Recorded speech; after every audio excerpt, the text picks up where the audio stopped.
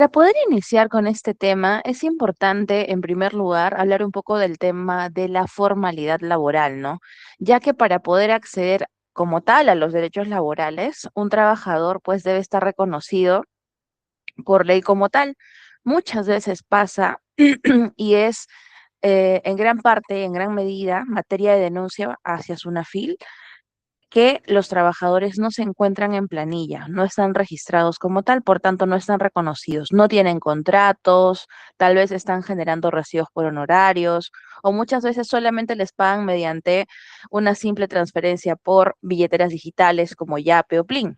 Entonces, esta presentación lo que abarca es lo que se tiene que cumplir de acuerdo al marco legal vigente y también va a depender aquí mucho de cuál es el régimen laboral que tiene el empleador para poder identificar qué derechos laborales le corresponde otorgar.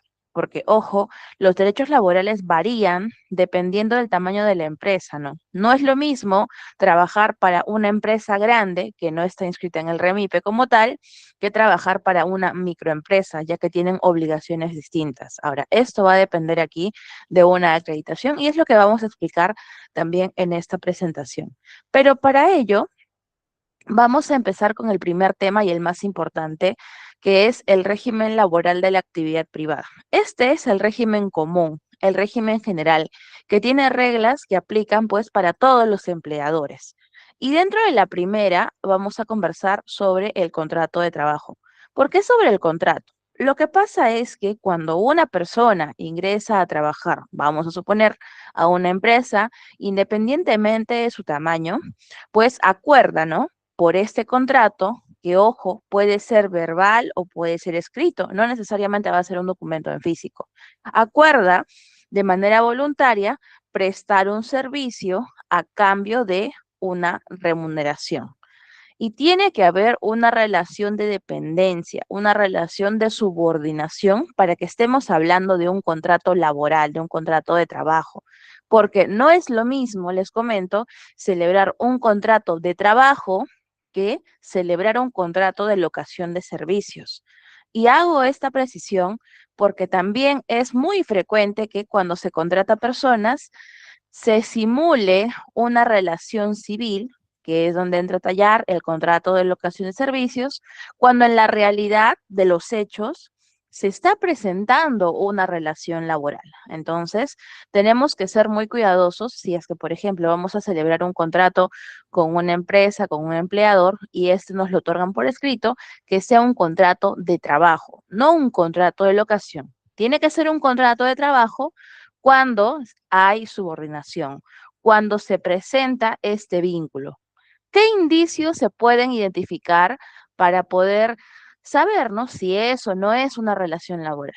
Vamos a suponer que yo como trabajador, lo primero que hago al llegar a la empresa es marcar mi asistencia. Marco mi hora de entrada, también marco mi hora de salida. Esta empresa me da un uniforme de trabajo, tal vez me da un chaleco, me da indumentaria para poder desempeñar el puesto a través del cual me han contratado. También esta empresa me controla, me sanciona si llego tarde, si incumplo con algún tipo de disposición del reglamento interno de la empresa. Entonces, está ejerciendo la subordinación. Y por tanto, si hay subordinación, existe o tiene que haberse formalizado una relación laboral con el contrato de trabajo. Ahora, también les había indicado que este contrato de trabajo puede ser celebrado por escrito o puede ser celebrado de manera verbal. Les comento que la regla general para contratar es a tiempo indeterminado, es decir, que la relación laboral no tiene como tal una fecha de fin. Y la excepción a esta regla es un contrato modal o un contrato eh, que tiene un periodo definido. Vamos a ver, vamos a suponer 3 meses, 6 meses, un año, ¿no? Esa es la excepción. Cuando hablamos de la excepción a la regla, sí necesariamente debe estar por escrito. Pero si hablamos de un contrato indeterminado, que es la regla general, aunque muchas veces eso no pasa, no se aplica en la realidad, en ese caso, en el segundo supuesto, pues no necesariamente el contrato va a estar celebrado por escrito. Entonces, hay que identificar bien, ¿no? Y cuando hablamos de un contrato indeterminado, también es importante que el empleador de alta al trabajador en la planilla dentro del día en el que que inicia la prestación del servicio. De esa manera ya se está formalizando la relación laboral. Por eso es que es tan importante estar en planilla desde el primer momento que se ingresa a trabajar. No estamos hablando de relaciones laborales, cuando hay un vínculo laboral. Como les estaba comentando, tenemos distintos tipos de contratos. Está el indeterminado, que es la regla general, que no requiere ser celebrado por escrito. Está el contrato modal, o también denominado a plazo fijo o sujeto a modalidad, mediante el cual sí va a haber un plazo y una condición resolutoria siempre. Y también muy usados por algunas empresas los contratos a tiempo parcial o part-time, ¿no? El part-time es un tipo de contrato que permite que una persona labore menos de 4 horas en promedio diario a la semana. Es decir, si yo laboro 4 más horas, soy a tiempo completo, en promedio, ¿no? Si laboro menos de 4 horas, puedo celebrar con esta empresa un contrato a tiempo parcial, ¿no? Y también los beneficios sociales o los derechos laborales varían dependiendo de si soy un trabajador a tiempo completo o a tiempo parcial, ¿no? Claro está, por la cantidad de horas que uno dedica a la labor que la empresa ha indicado. Como les indicaba también, la contratación a tiempo indeterminado, es decir, que no hay una fecha de fin, es la regla general en la contratación laboral. Y de otro lado, los contratos modales o a plazo fijo solo podrán ser utilizados en tanto se cumplan con los requisitos formales exigidos para su suscripción. Como tal, está que se celebren por escrito y además de que exista una causa objetiva. Esto es fundamental, el tema de la causa objetiva. ¿Qué significa la causa objetiva? Vamos a suponer que yo soy una empresa que se dedica a la venta o comercialización de algún producto específico, ¿no? Y dentro de los contratos modales hay distintos tipos, hay distintas clases y cada uno de estos contratos tiene una duración máxima. Por ejemplo, el contrato de inicio e incremento de actividad tiene una duración máxima de 3 años. La motivación para celebrar este tipo de contrato podría ser, ¿no? Que yo soy una empresa que se dedica a comercializar un producto y voy a abrir una nueva sede, voy a abrir una nueva sucursal. Puedo celebrar este contrato a plazo fijo hasta por un máximo de 3 años. Pero si esta situación pues persiste en el tiempo, es decir, que el puesto de trabajo de las personas que están siendo contratadas en esta nueva sede va a ser permanente, ya terminados esos 3 años, el contrato pasa a ser indeterminado, por tanto, el trabajador se vuelve estable. También hay que considerar otro tipo de contrato, que es el contrato de necesidad de mercado, uno de los más utilizados. Y les comento que la norma señala que este tipo de contratos tiene una duración máxima de 5 años.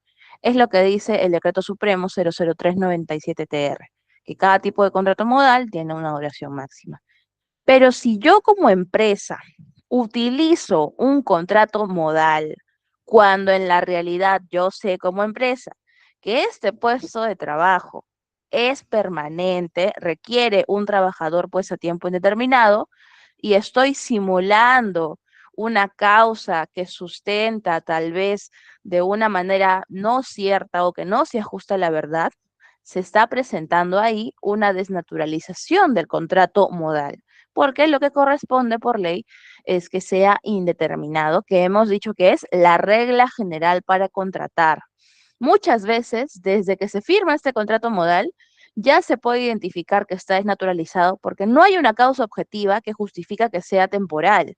No hay una causa que sustente en la realidad que este contrato solamente deba durar o 3 o 6 meses. Es más, muchas veces son casos que denuncian en Sunafil, también les comento que cuando el trabajador está por llegar a los 5 años, que es la duración máxima que señala la norma, no le renuevan el contrato. Y luego, en una vía judicial, administrativa, se acredita que ese puesto de trabajo fue nuevamente ofertado para que otra persona ingrese, porque la empresa sabe que ese puesto de trabajo es permanente y es requerido para el funcionamiento de la empresa. Entonces, por eso les comento, ¿no? Muchas veces hay contratos que ya nacen desnaturalizados porque no se advierte en el documento una causa válida que justifique que este tipo de contrato sea temporal o sea solamente por un tiempo límite de días, meses, semanas. Entonces, eso es lo que siempre debemos evaluar al momento de revisar nuestros documentos, ¿no? Cuando estamos ya por iniciar la relación laboral. Respecto al periodo de prueba, es algo muy interesante también, porque si bien es cierto, el trabajador pues está protegido contra un despido arbitrario, es decir, cuando la empresa te desvincula sin ningún motivo justificado por el cual pues va a terminar la relación laboral. Y por eso es que también la empresa tiene un tiempo que utiliza para evaluar si es que este trabajador que está contratando reúne las actitudes, las capacidades, las condiciones para poder desempeñar el puesto que le ha sido asignado. Entonces aquí la empresa tiene, dependiendo del tipo de trabajador, una cierta cantidad de meses para evaluar esas actitudes, condiciones, etcétera. Un trabajador ordinario, el caso más común, su periodo de prueba es de 3 meses. Entonces, una vez que este trabajador supera esos 3 meses, ya está protegido contra el despido arbitrario. Para el caso de personal de confianza son 6 meses y para el caso del personal de dirección es un año. Cuando hablamos de personal de confianza nos referimos a aquellos puestos de trabajo que están vinculados estrictamente con el personal de dirección, ¿no? Que manejan información confidencial, por eso es personal de confianza, que manejan información tal vez reservada o secreta de la empresa. Y bueno, personal de dirección, como su misma denominación lo señala, es personal que está a cargo de dirigir. Pueden ser gerentes, directores, jefes de departamentos, etcétera, ¿no? Personal de dirección. Ahora bien, es importante también señalar que cuando nos hacen la pregunta si el trabajador debe esperar que se supere el periodo de prueba para ser registrado en planilla, la respuesta es que no. Como hemos dicho al principio, todo trabajador tiene que estar en planilla desde el primer día en que inicia la relación laboral. Entonces, si por A o B una empresa oferta un trabajo y te dice, no, los primeros 3 meses vas a estar con contrato de locación y después de eso yo veo si te pongo en planilla o no. Eso no es lo correcto. También hay otras situaciones o casos en los cuales las empresas dicen, los primeros 3 meses vas a estar generando recibos por honorarios y a partir del cuarto yo recién te voy a incorporar en planilla. No, todo trabajador debe estar en planilla desde que inicia la relación laboral porque de esta manera, pues como mencioné, se están formalizando estos vínculos que existen entre el trabajador y la empresa. Eso es lo que corresponde por ley. Si no se realiza, también al final vamos a explicar cómo actuar, ¿no? ¿Qué pasa si la empresa no cumple con lo que la ley señala? Eso también lo vamos a mencionar. Y en esta lámina tenemos, pues, de manera resumida, cuáles son estos derechos laborales del régimen general. Ojo, vuelvo a recalcar, tenemos que los derechos laborales varían dependiendo del régimen de la empresa y el régimen se define dependiendo de su tamaño. ¿Y cómo sabemos qué tamaño tiene una empresa? Por el nivel de ventas y el registro que se realiza en el REMIPE. Bien, entonces, esto es un régimen general. La empresa es grande, ¿no? O es el régimen común. No es microempresa, no es pequeña empresa. Si estamos en ese caso de que no es microempresa ni pequeña empresa, eso es lo que corresponde por ley. Sabemos que el mínimo vital vigente son 1.130 soles, es decir, una persona que labora jornada completa no debe ganar menos de 1.130. Si yo laboro tiempo parcial, claro está que me van a pagar de manera proporcional a las horas que estoy laborando. También hay que considerar que hay un beneficio denominado asignación familiar. Ojo que la asignación familiar requiere que se acredite la carga familiar, ¿no? Es decir, que se tiene hijos menores de 18 años y si son mayores de 18 años, que estén cursando estudios superiores, universitarios y también aquellos que tengan hijos con alguna discapacidad debidamente acreditada. Si se acreditan estos supuestos, corresponderá el pago de la asignación familiar. La CTS se paga en 2 oportunidades en el año, mejor dicho, se deposita, porque excepcionalmente sabemos que ahora se puede disponer de ese dinero, ¿no? Pero la finalidad de la CTS en realidad es que sea un monto que se acumule en una cuenta de banco y una vez que se consigna o se termina la relación laboral, podamos disponer de este monto como una especie de auxilio económico al estar en situación de desempleo. Entonces, por eso se tiene ese beneficio de la CTS, que se deposita en los primeros 15 días de mayo y los primeros 15 días de noviembre. Las gratificaciones legales también son un derecho que tienen los trabajadores del régimen común, del régimen general, que equivale a una remuneración en el mes de julio y una remuneración en el mes de diciembre. De esta manera se va a distribuir. Ahora, la gratificación se paga dependiendo de cuántos meses completos hayamos laborado entre el semestre. Por ejemplo, ahora que estamos julio, el pago de la CTS se tenía que realizar hasta el 15 de julio. Pero para yo recibir una remuneración, necesito haber laborado del 1 de enero al 30 de julio. Y ahora se preguntan muchos trabajadores, ¿pero qué pasa si yo ingresé el 15 de enero a trabajar? O si ingresé el 15 de marzo, el 20 de abril. El 20 de abril o este mes de abril no va a entrar al cálculo, porque como les acabo de comentar, la CTS, mejor dicho, la gratificación, se calcula por mes calendario completo elaborado.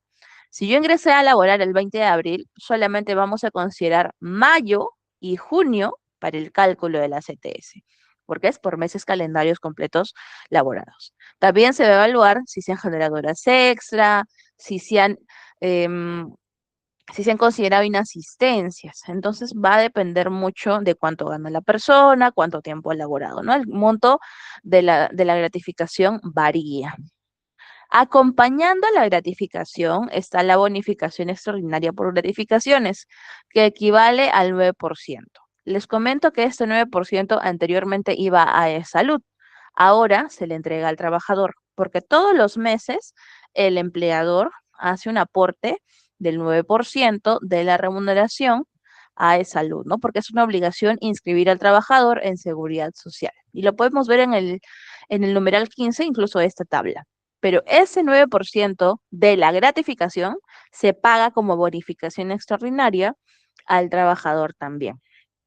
Las vacaciones son 30 días en el régimen general y para acceder a ellas se tiene que cumplir previamente un año de servicio y un récord de días, dependiendo si la jornada comprende 5 o 6 días de labores a la semana, se tiene que cumplir un récord de días laborados. Ahora, respecto a las vacaciones, sí es importante precisar que estas se van a gozar dentro del año siguiente de haber adquirido el derecho. Por ejemplo, yo, Alexandra, laboré del 1 de enero al 31 de diciembre del 2025. Ahí yo completé mi año, también soy consciente que cumplí el récord de días laborados. Sin embargo, hay trabajadores que tienen la idea de que ni bien yo cumplo el año, automáticamente tengo que salir de vacaciones. Les comento que esto no es así.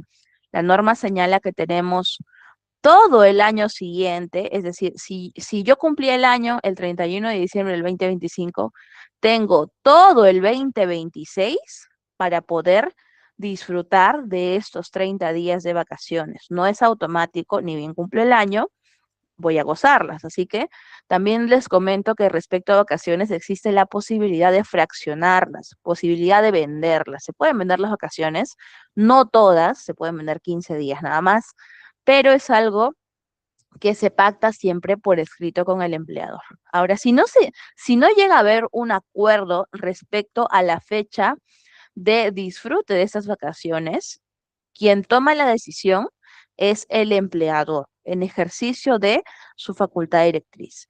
Lo ideal es que siempre haya un acuerdo, ¿no? Que se programen y que el empleador pueda prever quién va a cubrir las funciones de la persona que está saliendo de vacaciones, para que también lo tengan en consideración. Sobre el descanso semanal obligatorio, sí es obligatorio que mínimo exista un descanso de 24 horas consecutivas, que puede ser cualquier día de la semana, preferentemente domingo, pero sabemos que hay actividades económicas que requieren que el domingo se elabore sí o sí. Por ejemplo, un restaurante, ¿no? El restaurante siempre los domingos puede tener incremento en ventas y se puede disponer que el descanso semanal obligatorio sea cualquier día de la semana. Puede ser un martes, puede ser un jueves, puede ser rotativo incluso. Pero lo que se debe cumplir sí o sí es que sean 24 horas consecutivas. Los feriados sí se deben respetar. Ayer hemos tenido un feriado que fue el 23 de julio y es necesario que el trabajador descanse este día. Y se deben respetar que actualmente en Perú tenemos 16 feriados. Tenemos 16 feriados y se deben descansar estos días. Y si un trabajador ha sido indicado que debe elaborar el feriado, también hay que corresponder aquí el pago, que puede ser una remuneración por el trabajo pues realizado en el feriado con una sobretasa del 100%. Eso es lo que la norma señala. Otra opción que se tiene respecto a los feriados es que se le dé un descanso sustitutorio en otra oportunidad, que puede ser el día siguiente de de la siguiente semana o el día subsiguiente al feriado. Eso se acuerda siempre por escrito. Recordemos que en el derecho laboral la recomendación siempre va a ser que toda compensación sea por escrito para tenerlo documentado. La jornada de trabajo que se debe respetar es de 8 horas diarias o 48 horas semanales. Ojo que esta jornada aplica para mayores de edad, porque cuando veamos el tema de trabajo adolescente, es decir, menores de 18 años, entre 14 y 17, la jornada es distinta. Sí se deben cumplir las 8 horas diarias o 48 horas semanales como máximo para aquellas personas que son mayores de edad. Bien, sobre las horas extra, la norma señala que hay un mínimo que se debe considerar, que son para las dos primeras horas extra que se realicen un 25% adicional del valor hora. Entonces, ¿cómo yo sé, Alexandra, cuánto vale mi hora de trabajo? Es muy sencillo. Cuando una persona quiere saber cuánto vale su hora de trabajo, vamos a suponer que ese trabajador gana 1.200 soles al mes. Lo dividimos entre 30. ¿Por qué? Porque 30 son los días que tiene el mes calendario laboral. Entonces, ¿cuánto gana ese trabajador por mes? Si lo dividimos entre 30, los 1.200 son 40 soles diarios. Esa es su remuneración diaria. Y para saber cuánto vale su hora de trabajo sería entre 8 horas, ¿no? Porque vamos a suponer para este ejemplo que esta persona está ganando 1.200 y labora 8 horas diarias. Entonces, dividimos 1.200 entre 30 y luego eso lo dividimos entre 8. Por tanto, el valor hora de esta persona es de 5 soles. Y a esos 5 soles yo le voy a añadir el 25%, que viene a ser 1.25. Por tanto, el valor hora de esta persona para las dos primeras horas extra va a ser 6.25. Ya no va a valer 5 soles su hora de trabajo, va a valer 6.25. De la misma manera, para la tercera hora extra en adelante, que vienen a ser 5 soles por el 35%, que viene a ser 1.75. Entonces, a partir de la tercera hora extra, el valor de nuestra hora va a ser 6.75. De esa manera lo definimos por ley. Otra opción que se tiene respecto a las horas extra también es la compensación. Vamos a suponer que en el mes de junio yo realicé 16 horas extra y la empresa pues no va a pagar esta sobretasa, pero esas 16 horas extra se pueden convertir en 2 días que no se elabora, se compensan, ¿no? Estas 16 horas de trabajo con el periodo equivalente de descanso en el siguiente mes. Vamos a suponer que en julio. Es algo que también se puede acordar por escrito. No necesariamente va a ser un pago, pero siempre se requiere identificar en un convenio de compensación si vamos a estar realizando esta acción. Ahora bien, sobre el horario nocturno, y cuando hablamos de horario nocturno, nos referimos a las labores que se realizan entre las 10 de la noche y las 6 de la mañana. Eso es lo que significa horario nocturno. Son esas 8 horas, 10 de la noche y 6 de la mañana. Y una persona que labora en horario nocturno no debe ganar menos del mínimo vital, que sabemos que son 1.130 soles, más el 35%, que son 1.525,50. Entonces, Alexandra, yo me pregunto si, ¿qué pasa si yo gano más de 1.525,50? yo gano 1.800, yo gano 2.000 soles. ¿Aplicará sobre ese monto este 35% adicional? La respuesta es que no. El mínimo nocturno es 1.525, como les estoy indicando.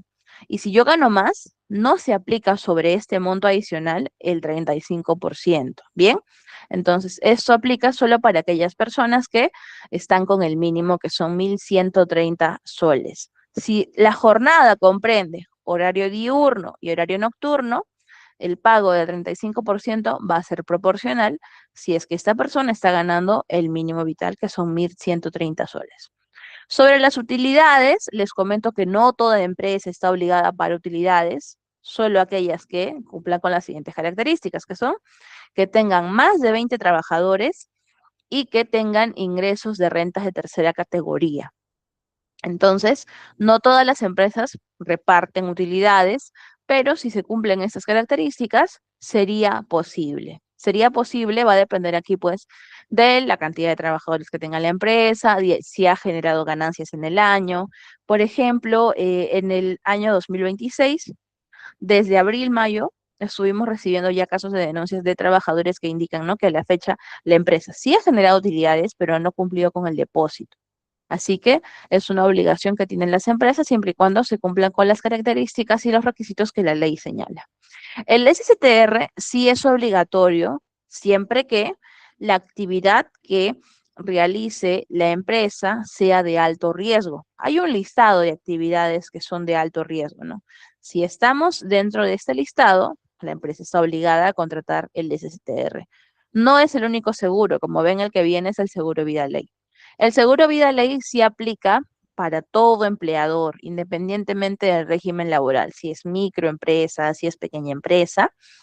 El seguro vida ley es una contratación obligatoria y equivale, o mejor dicho, cubre el tema del fallecimiento natural, fallecimiento por accidente y también la invalidez total o permanente. No necesariamente originada por un accidente de trabajo, sino un accidente en general. Y el monto equivale para el natural a 16 remuneraciones mensuales, para un fallecimiento por accidente, 32 remuneraciones también, y en caso de invalidez total o permanente, 32 remuneraciones. Otro seguro que es obligatorio es el Seguro Social de Salud. El Seguro Social de Salud equivale al 9% de la remuneración mensual del trabajador. Ojo, este monto o este 9% no sale, no se le descuenta al trabajador. Este 9% es un porcentaje referencial para calcular cuánto tiene que aportar el empleador. Pero no es que al trabajador le van a descontar el 9% de lo que gana al mes.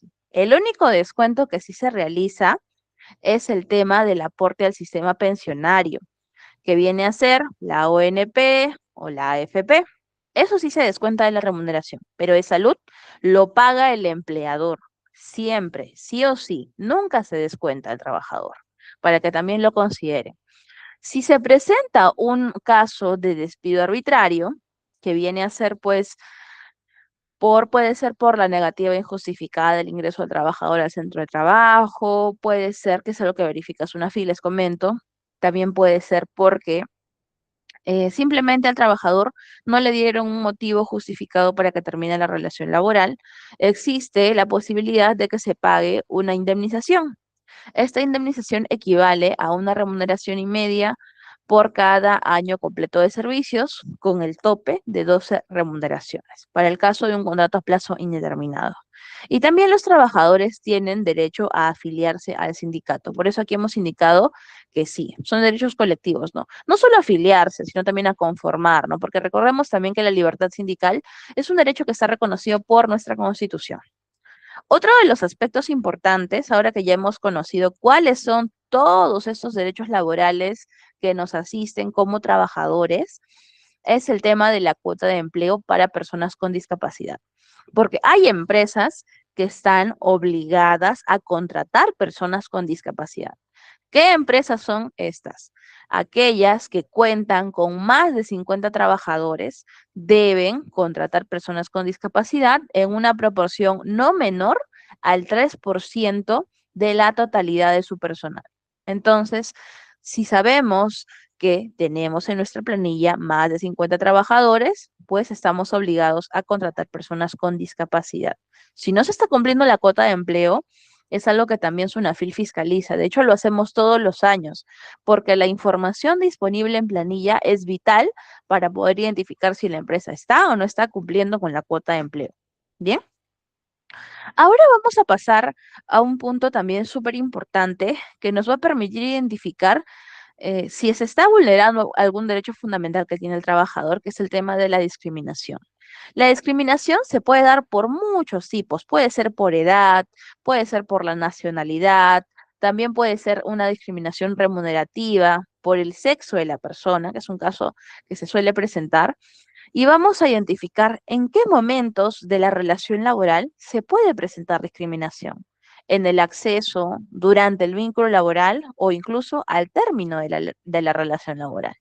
Esta discriminación se produce cuando se limita, se altera, se anula la igualdad de oportunidades o de trato al postular a un puesto de trabajo, porque este trato desigual, en definitiva, no se está basando en una justificación que sea razonable, que sea objetiva, que sea válida. Bien, entonces tenemos aquí dos ejemplos que se pueden dar en una relación laboral o bueno, al intentar acceder a un puesto de trabajo. El primero dice, se solicita abogada egresada de la Universidad ABC, lo vamos a mencionar aquí universidades, de preferencia soltera.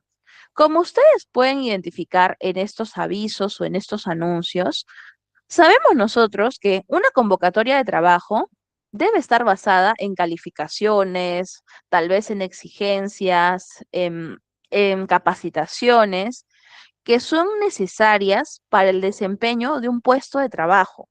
No necesariamente, pues, la universidad de origen o el estado civil, ¿no? Puede ser que yo cumpla. Yo soy egresada de la Universidad ABC, pero estoy casada o estoy divorciada o tengo carga familiar.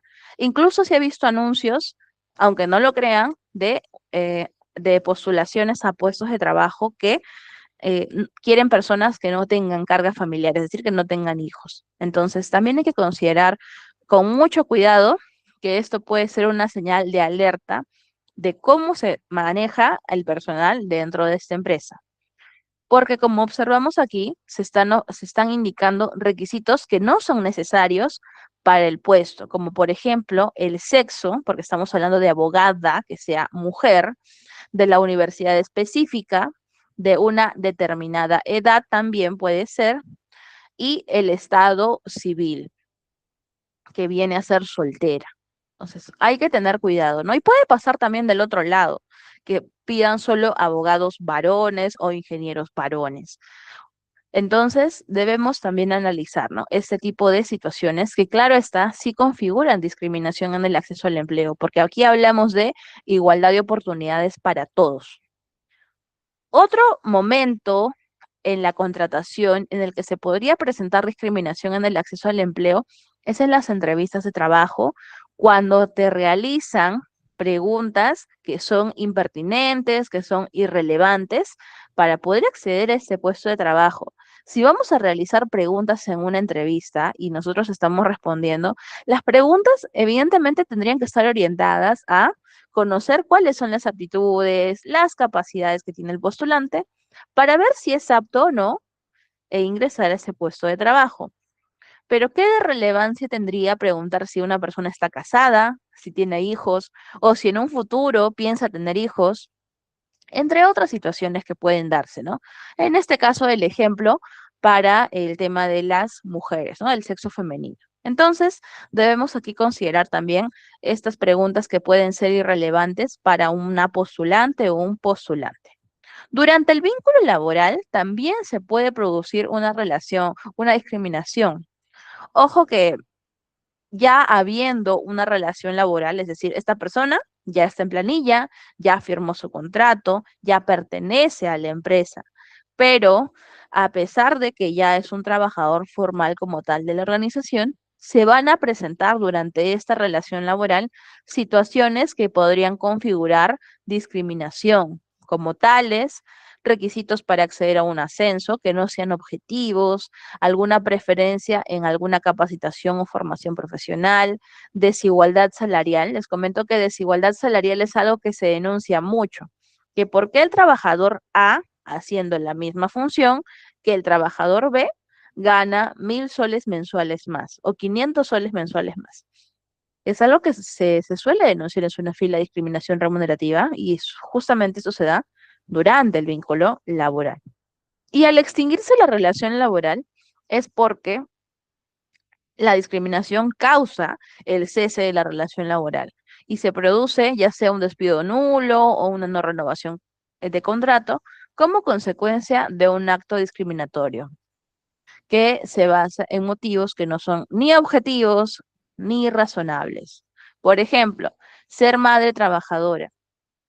Esto es algo también de lo que más denuncian en Sunafil respecto al tema del embarazo, la gestación, la lactancia, el nacimiento del menor.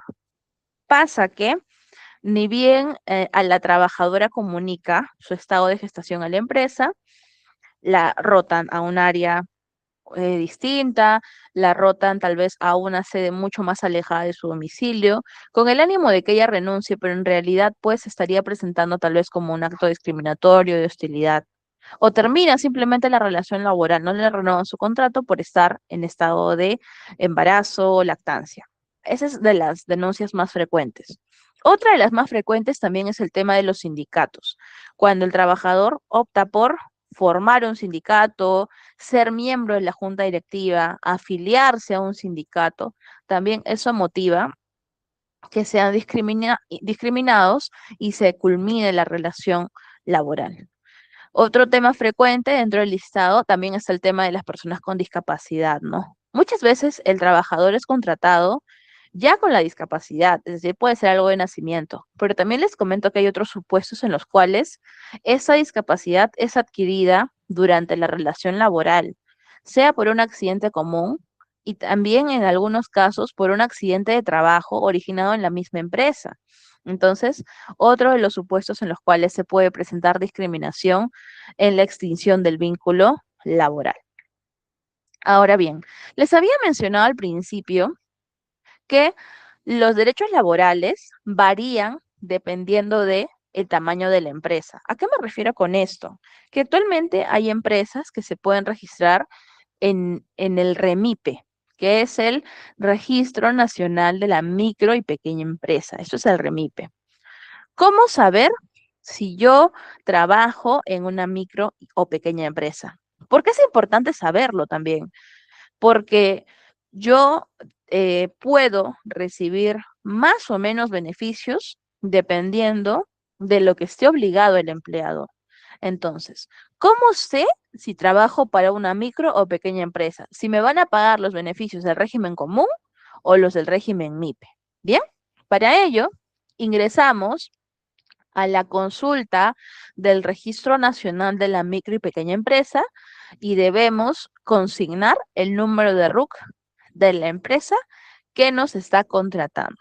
Entonces, ingresamos a consulta REMIPE con el número de RUC de la empresa y nos va a aparecer este cuadro, este recuadro que dice, ¿no? RUC 12345, razón social ABC, estado, acreditado como microempresa. Y vemos desde cuándo está acreditado. Ojo, es importante la fecha de acreditación. ¿Por qué? Porque puede que a mí me hayan contratado en esta empresa, pero yo llevo un año trabajando y recién después de este año que llevo elaborando, la empresa se acredita como micro pequeña. Eso significa que me van a reducir mis beneficios laborales porque yo ingresé cuando la empresa era del régimen general. Claro que no, no les pueden reducir sus beneficios laborales que ya han adquirido. Si ustedes ingresaron a la empresa cuando era el régimen general, eso se tiene que mantener. Así es. No va a haber ningún tipo de reducción. Entonces, Alexandra, ¿para qué la empresa se acreditaría como micro o pequeña empresa? Entonces, en ese sentido, para responder esa pregunta, les comento que los beneficios sociales aplicarían para quienes contratan después de la fecha de registro de acreditación. Entonces, yo puedo llevar un año laborando en el régimen común, la empresa se acredita como micro y después contrata más personal. A ese personal nuevo, claro que sí le va a corresponder los beneficios de micro y pequeña empresa, porque ya han sido contratados posterior a la acreditación. Ahora, si hacemos la búsqueda en el REMIPE y vemos que la empresa no está acreditada, pues tiene que asumir los beneficios del régimen común. También comento esto porque nos han llegado consultas que nos dicen, mi empresa no me quiere pagar la asignación familiar porque dicen que son microempresa, pero yo he realizado la búsqueda en el REMIPE y no se encuentra ningún resultado. Entonces, si la empresa no está acreditada conforme a ley, pero de palabra te dice que es micro, es pequeña, pues tú estás en todo tu derecho de reclamar el beneficio social. Bien, aquí en esta tabla podemos ver qué beneficios sociales son distintos entre el régimen general, que ya los hemos comentado todos, entre el régimen microempresa y en la pequeña empresa. La primera diferencia que ustedes pueden observar es con respecto a la asignación familiar, porque el régimen general sí está obligado a pagarlo, pero la micro y pequeña empresa no. La CTS también es una gran diferencia, porque la microempresa no está obligada a pagar CTS, la pequeña sí, pero con ciertas restricciones. En realidad paga la mitad de lo que paga el régimen general, para hacerlo más práctico. La gratificación también es una gran diferencia, porque la microempresa no está obligada al pago de gratificaciones. La pequeña empresa sí, pero a razón de media remuneración. Habíamos mencionado que para la grati hay una regla, ¿no? Que son meses calendarios completos laborados en el semestre. Para el caso de julio, si yo trabajo en una pequeña empresa y gano 2.000 soles mensuales y laboré del 1 al 30 de junio, mi gratificación va a ser la mitad de mi sueldo, que vienen a ser 1.000 soles. Bien, las vacaciones sí son un beneficio que reconoce la microempresa, pero no son 30 días, solo la mitad, que vienen a ser 15 días. La pequeña empresa en igual medida va a otorgar 15 días de vacaciones. Para tener los 30 días tenemos que elaborar en un régimen general. Después, otra de las grandes diferencias que se presentan en este régimen especial es con el tema de salud. Y en salud, o bueno, mejor dicho, la seguridad social, la microempresa puede optar por contratar salud o sí microempresas. La pequeña empresa sí o sí debe contratar salud, pero la micro paga solamente, si es que así lo decide, porque es algo válido, 15 soles respecto a lo que es el sistema semicontributivo del SIS, que es el SIS microempresas, que evidentemente es mucho más económico que pagar el 9% de lo que gana el trabajador, que es lo que se tiene que hacer con salud. También una diferencia notoria es que las microempresas no están obligadas a distribuir utilidades. Por ley no están obligadas. Entonces, como pueden ver, sí hay variaciones. Por eso es importante identificar en qué empresa estoy laborando y si esta empresa está registrada como micro o como pequeña. Ojo, no significa que trabajar en una microempresa o formar tal vez una microempresa sea algo desventajoso, porque recordemos también que hay beneficios que sí son reconocidos de manera parcial y trabajar en una microempresa reconoce incluso eh, algunos beneficios que si estás con recibo por honorarios, que si estás con contrato de locación, no te van a reconocer los empleadores. Entonces, también hay que evaluar esa situación. Pero ya aquí el trabajador, pues, antes tal vez de firmar su contrato, es un aspecto que puede evaluar. Vamos a suponer que yo estoy postulando a 3 empresas. Una es régimen general, una es micro y una es pequeña. Ustedes han hecho la búsqueda con el consulta REMIPE y saben ya a qué régimen laboral pertenece cada una. Entonces saben qué beneficios les paga cada empresa. Ahora, ojo que lo que está en la tabla es lo mínimo que la norma indica que se debe reconocer. hay empresas que también reconocen mejores beneficios que los que la ley señala. Hay microempresas acreditadas en el REMIPE que pagan la gratificación al 100%. Hay también pequeñas empresas que pagan la gratificación al 100%, porque la ley te permite mejorar las condiciones laborales respecto de lo que está establecido como mínimo. Lo que vemos en pantalla, como digo, es lo mínimo que deben dar. Pero si la empresa opta por pagar, por ejemplo, una EPS al 100%, dar bonificaciones adicionales, tal vez no da una remuneración como gratis, da 1,5, claro que lo puede hacer. Se pueden mejorar las condiciones laborales siempre. Y de hecho, me ha pasado, hay muchos casos en los cuales las microempresas, de manera voluntaria, porque como ustedes ven, por ley no están obligadas, reconocen o mejoran estas condiciones laborales. Y eso motiva que el trabajador también permanezca en la empresa y no busque otra oportunidad fuera de el marco que ya tiene, pues la experiencia, la capacidad, la actitud. Así que también les comento que eso suele pasar, ¿no? Es algo que nos preguntan frecuentemente, sobre todo los empresarios. Y aquellos jóvenes que deseen formar sus empresas también, recordarles que este es un mecanismo que promueve la formalización laboral, ¿no? Para que todo trabajador esté en planilla y tenga al menos derechos bien reconocidos, para que no se cometa ningún tipo de infracción. Porque lo que queremos hacer dando a conocer esa información es prevenir que en un futuro se realice una fiscalización laboral y el microempresario, el emprendedor, esté sujeto a una sanción. Sobre el trabajo adolescente, sí vamos a mencionar aquí algunos aspectos importantes porque hay actividades que están permitidas y también hay actividades que están prohibidas. Cuando hablamos de trabajo adolescente nos referimos a aquel que se realiza desde los 14 años hasta los 17 años. Porque los de 18 ya lo hemos visto anteriormente en toda esta presentación que hemos abordado el día de hoy. Y vamos a explicar ahora el tema de, el trabajo adolescente para aquellas personas pues que aún no alcanzan la mayoría de edad. Bien. Respecto al trabajo agrario y el trabajo del hogar, cuando me refiero a trabajo del hogar, pues me refiero a estas labores que realizan, por ejemplo, niñeras, personal que cocina, personal que hace limpieza, que lava, etc. Eso es trabajo del hogar. La edad mínima para estas actividades son 18 años, es decir, ningún adolescente puede estar de trabajador del hogar, trabajadora del hogar, ni realizando labores en empresas con actividad económica agraria. Eso está totalmente prohibido. Si se encuentra un adolescente trabajando en esta situación, eso constituye una infracción muy grave y se sanciona con una de las multas más altas. Así que deben tener en consideración siempre estas restricciones que están establecidas y para que se realice el labor adolescente, no deben ser admitidos en trabajos que estén por debajo de la edad mínima de admisión.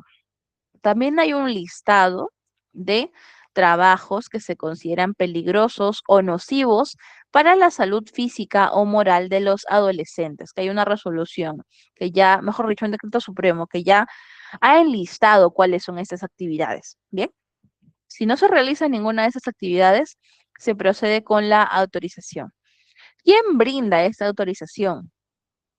Porque no basta con celebrar un simple contrato, sino que se requiere una autorización previa por parte de la Dirección o Gerencia Regional de Trabajo y Promoción del Empleo. Esto es un trámite que se puede realizar a nivel nacional, ¿no? Aquí va a depender, pues, de dónde se va a prestar el servicio. Entonces, para poder evaluar esta autorización de trabajo adolescente, se va a verificar que se cuente con la edad mínima de acceso al trabajo y que la actividad no se encuentre dentro de esta relación de trabajos peligrosos o nocivos para la salud, ¿no? Se presenta la solicitud con el formato que pueden ver aquí en pantalla, adjuntando la copia simple del proyecto de contrato, la constancia del centro de estudios, porque se tiene que garantizar que el adolescente pues esté estudiando, el certificado médico para verificar pues que el adolescente esté en un estado de buena salud y si es que corresponde, porque hay algunos adolescentes que laboran en horario nocturno, tendría que adjuntarse la resolución del juez competente que autorice el trabajo adolescente en horario nocturno. De lo contrario, no va a proceder la solicitud. Esto es lo que se evalúa, ¿bien? Y también hay que considerar que hay límites respecto a las horas que puede elaborar un adolescente. A los 14 años no debe exceder de 4 horas diarias ni de 24 horas semanales y entre los 15 y 17 años no debe exceder de 6 horas diarias ni de 36 horas semanales. Eso es lo máximo que puede laborar un adolescente. Por ejemplo, 6 días a la semana, 6 horas diarias es válido. 5 días a la semana, 6 horas diarias también es algo válido. Para el tema de los efectos de este trabajo nocturno adolescente, nos referimos a aquel que se realiza entre las 7 de la noche y las 7 de la mañana. Hemos dicho que aquí necesariamente tiene que haber una autorización del juez para que se pueda elaborar. Ojo, no confundir el trabajo nocturno adolescente con el tema del horario nocturno para el cálculo del 35% adicional, ¿no? Damos aquí vemos una clara diferencia. Para el pago de la tasa nocturna es 10 de la noche y 6 de la mañana. Para el tema de la jornada nocturna adolescente, entre las 7 de la noche y las 7 de la mañana. Bien, si no tenemos esta autorización, estaría totalmente prohibido que se realice trabajo adolescente nocturno. Los beneficios sociales de un adolescente básicamente son los mismos que los que tiene una persona del régimen común mayor de edad. Es decir, que el adolescente no es que recibe menos beneficios o tal vez va a verse perjudicado por algún tipo de reducción. De igual manera, no pueden ganar menos del mínimo vital, no tienen derecho pues a una remuneración por un trabajo de igual valor, seguridad social es obligatorio, también los adolescentes trabajadores pueden reclamar sin necesidad de apoderado y ante la autoridad competente el cumplimiento de todas las normas jurídicas relacionadas con su actividad económica. También pueden ejercer derechos colectivos como formar parte, afiliarse, constituir, crear sindicatos de cualquier índole, así que no va a haber ningún tipo de restricción al respecto. Y ya para finalizar la presentación, me parece que este es el último punto que vamos a abordar el día de hoy, si no me equivoco. Sí, es correcto. Este es el último punto, que es el tema de las modalidades formativas laborales. Así que cuando hablamos de modalidades formativas laborales, nos referimos a estas relaciones que requieren cierto tipo de instrucción, aprendizaje, entrenamiento para la persona. No es una relación laboral, no es un contrato de trabajo, pero los que se encuentran bajo modalidades formativas laborales, claro que sí tienen derechos. Y si ven vulnerado algún tipo de estos derechos, no significa que por no ser trabajador no van a poder reclamar a SUNAFIL. Claro que sí, SUNAFIL también puede verificar el tema del aprendizaje, la capacitación.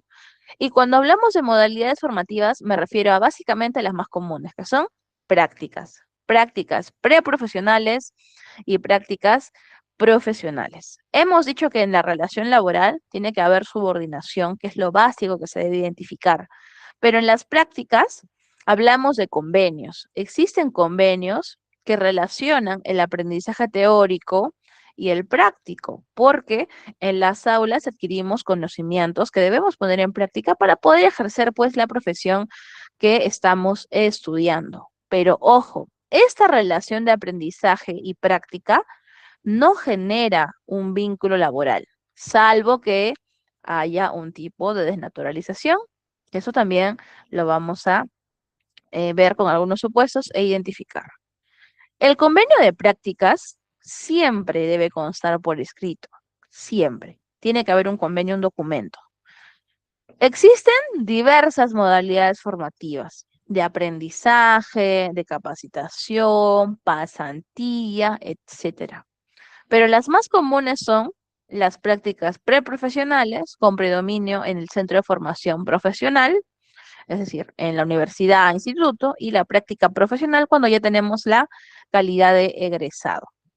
Cuando hablamos de aprendizaje, nos referimos a este acuerdo que existe, ¿no? Entre el centro de formación, la empresa y el aprendiz. Y cuando es con predominio en la empresa, tiene que haber un acuerdo entre el centro de formación profesional con la empresa patrocinadora más el aprendiz. De otro lado, algo que aplica ya para aquellos que están estudiando en la universidad, como es su caso, tiene que haber un convenio. entre el centro de formación profesional o universidad con la empresa y la persona en formación. Es decir, que intervienen en ese convenio tres partes.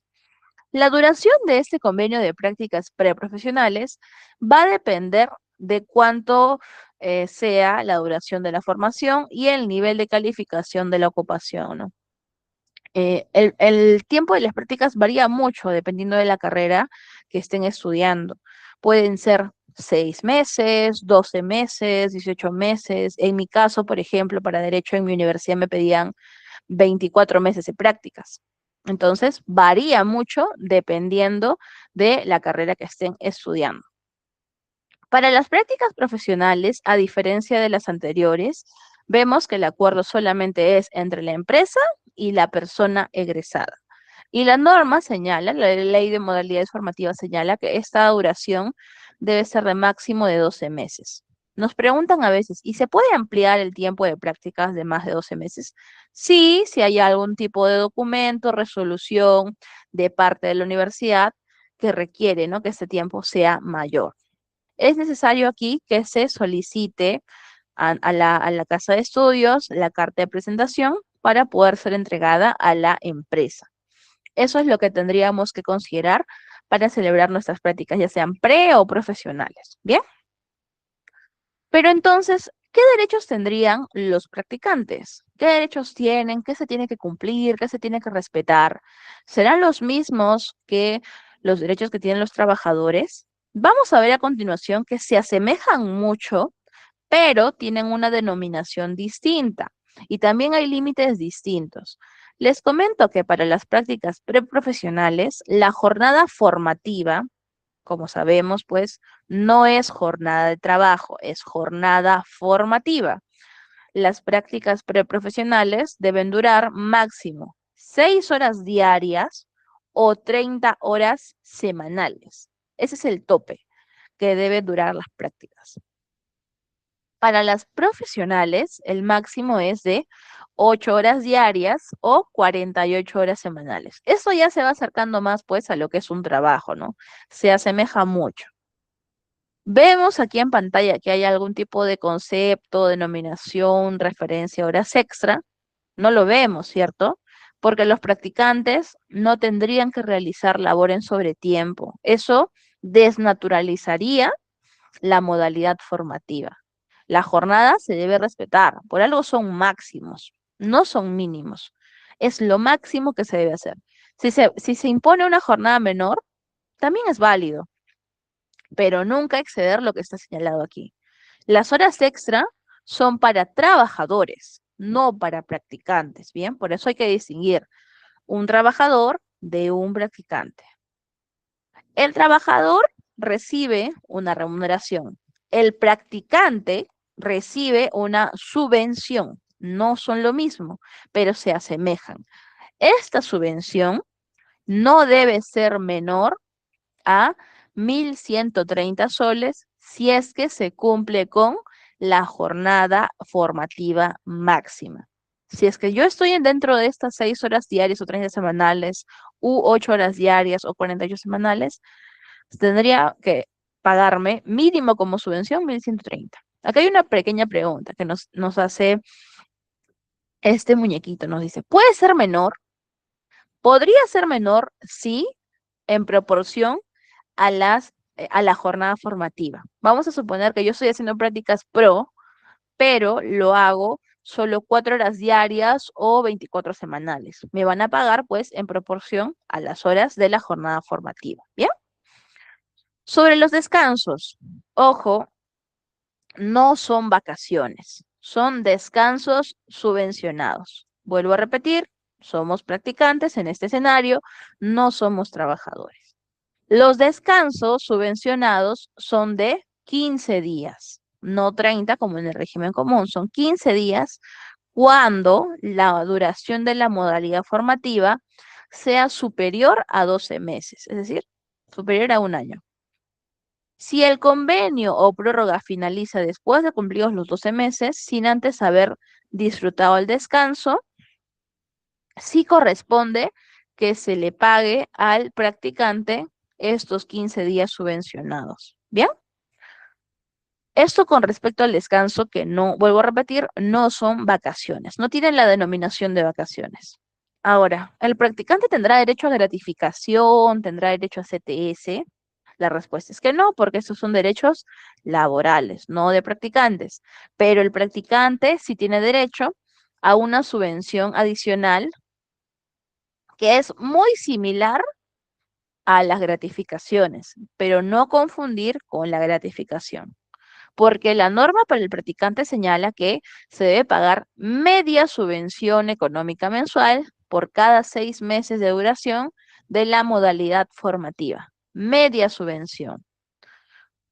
Y la pregunta aquí es, ¿se otorga con ocasión de fiestas patrias o Navidad? La respuesta es que no, no se otorga con ocasión de fiestas patrias. Se otorga cuando se cumplen los 6 meses. Entonces, si yo ingresé el 2 de julio del 2023, cumpliría 6 meses al 2 de enero del 2024.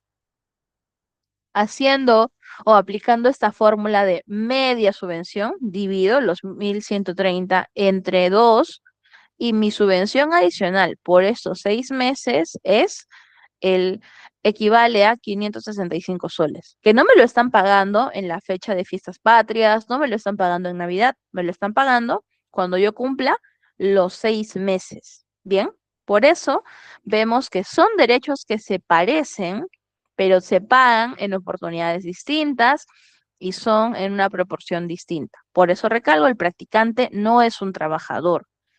Pero ¿qué pasa si el practicante, tal vez por alguna situación, está realizando labores de trabajador y no en específico está aprendiendo, no está en labor de aprendizaje? Eso también puede variar y puede hacer que se desnaturalice la modalidad formativa y por tanto se le reconozca al practicante beneficios de trabajador. Eso lo vamos a ver a continuación. Adicionalmente, los practicantes tienen derechos a un seguro que cubre como mínimo 14 subvenciones mensuales para en caso de enfermedad y 30 subvenciones mensuales para el caso de accidente. Los EPPs, claro que sí, son obligatorios, dependiendo de pues que la actividad sea de riesgo, ¿no? Porque sabemos que no es lo mismo tal vez un EPP en una carrera que requiere que estemos en computadora todo el día, o tal vez unas prácticas que se estén desarrollando en una unidad minera, en construcción civil, que son actividades de riesgo. Entonces, también varía mucho ese tema dependiendo de la actividad que estemos realizando. Las pensiones, respecto a las pensiones, ¿es obligatorio aquí que se le realice un descuento al practicante? La respuesta es que no, no es obligatorio, es algo voluntario en realidad. Si el practicante pues manifiesta su voluntad para poder efectuar el descuento, no hay ningún problema, también se puede hacer, pero en la gran mayoría de los casos los practicantes siempre prefieren por recibir el monto íntegro de la subvención sin ningún tipo de descuento. Ya para finalizar este tema de las modalidades formativas, vamos a hablar de la desnaturalización de las modalidades. ¿Cuándo se desnaturalizan las prácticas? En primer lugar, cuando no hay un convenio. Supuestamente yo ingreso a esta empresa, voy a aprender, me van a enseñar, ¿no? Cómo es que se ejecuta en la práctica la carrera que yo estudié por 5 años. Pero si no firmas un convenio de prácticas y hemos dicho que es obligatorio hacerlo, ya también se desnaturaliza la modalidad formativa y trae como consecuencia que se acredite una relación laboral. Entonces, si hay una relación laboral, el empleador tiene que asumir los beneficios de un trabajador, que ya los hemos explicado. ¿Qué más podría denotar una desnaturalización de las prácticas? La falta de capacitación en la ocupación específica o en el desarrollo de actividades ajenas a las de los estudios técnicos o profesionales establecidos en el convenio. También que continúe la modalidad formativa después de que el plazo del convenio ha vencido. Esto es otra situación que denota desnaturalización. Incluir como beneficiario de alguna modalidad formativa a personas que tengan relación laboral con la empresa.